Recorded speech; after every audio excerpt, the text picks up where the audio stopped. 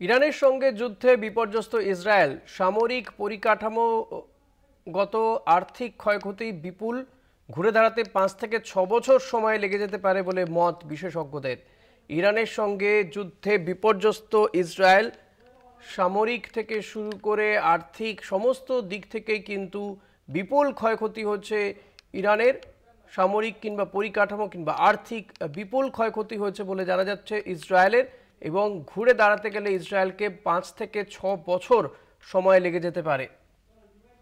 Newsroom থেকে রয়েছেন আমাদের প্রতিনিধি নিমাই পান্ডা। নিমাই, এই যে ইসরায়েল যে ইরানের সঙ্গে যুদ্ধে গিয়েছিল, তো এই যুদ্ধে কতটা ক্ষয়ক্ষতি হয়েছে এবং কোন কোন ক্ষেত্রে কতটা ক্ষয়ক্ষতি হয়েছে বলে জানা যাচ্ছে এখনো পর্যন্ত?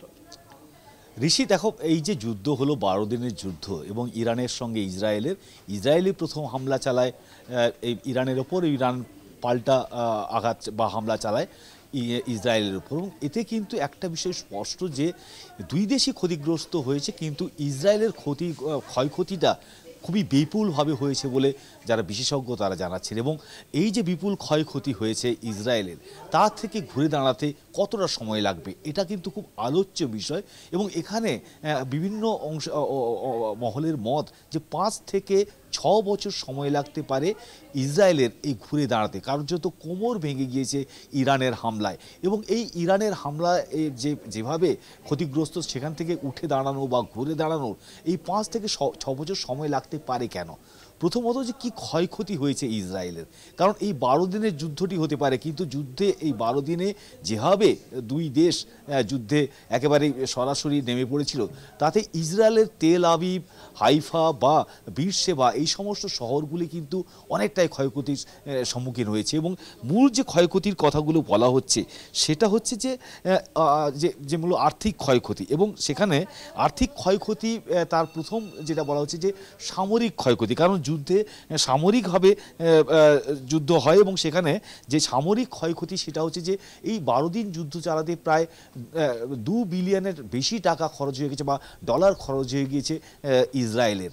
এবং এটার মারাত্মক ক্ষতি, তার কারণ দেশের আর্থিক ক্ষতিটা শেষ পর্যন্ত আবার দেশকে ঘুরে দাঁড়াতে গেলে সেই ক্ষতি পূরণ করতে হয়। এবং যে আর্থিক ক্ষয়ক্ষতির কথার আগে যে সামরিক ক্ষয়ক্ষতি বলছিলাম, যে প্রচুর ড্রোন মিসাইল ব্যবহার করতে হয়েছে, তার জন্য ক্ষয়ক্ষতি হয়েছে, ক্ষতি বেড়েছে। এবং তার পাশাপাশি যে আয়রন ডোম বা ওদের যে অ্যারো 3 যে ডিফেন্স সিস্টেম, সেই ডিফেন্স সিস্টেম কিন্তু একেবারে ফেল হয়েছে। ফলে নতুন করে এয়ার ডিফেন্স সিস্টেম তৈরি করতে হবে ইসরায়েলকে। এবং এই যে আয়রন ডোম বা অ্যারো 3 এই ধরনের যে ব্যবস্থা তাদের এয়ার ডিফেন্স সিস্টেম, সেটা আর কার্যকরী হলো না। এবং সেই অর্থে তার সঙ্গে হচ্ছে পরিকাঠামো ক্ষয়ক্ষতি, যেটা তোমাকে বলছিলাম যে রাজধানী তেল আবিব বা হাইফা বা বীরশেবা এইসব জায়গায় প্রচুর বহুতল বাড়ি সেগুলো ক্ষতিগ্রস্ত হয়েছে। তার কারণ হচ্ছে যে শুধুমাত্র সামরিক এলাকায় হামলা চলেনি ইরানের পক্ষ থেকে, অসামরিক এলাকা যেখানে সাধারণ মানুষ বসবাস করেন সেখানেও সেখানেও হামলা হয়েছে। ফলে অনেক সম্পদ নষ্ট হয়েছে এবং যেগুলো অসামরিক সম্পদ সেগুলো নষ্ট হয়েছে। এবং তার পাশাপাশি অর্থনৈতিক ক্ষতি, তার কারণে যুদ্ধকালীন অবস্থায় যে ব্যবসা বন্ধ হয়ে যায়, বাণিজ্য বন্ধ হয়ে যায়। এবং তার সঙ্গে পর্যটন পুরোপুরি, ইসরায়েলের পর্যটন পুরোপুরি থেমে গিয়েছিল, আয়ের যে উৎসগুলো সেগুলো বন্ধ হয়ে গিয়েছিল। এবং শেয়ার বাজারে ব্যাপক ধস নেমেছিল। সেকেল যেটা মুদ্রা, ইসরায়েলের মুদ্রা, সেই সেকেল তার যে মূল্য সেটা অনেকটাই দুর্বল হয়ে যায়। বিদেশি বিনিয়োগ অনিশ্চয়তা দেখা দেয়। এবং মানবিক ক্ষয়ক্ষতি, কারণ কয়েক হাজার মানুষকে নিরাপদ জায়গায় চলে যেতে হয়েছে বা দেশ ছেড়ে চলে যেতে হয়েছে।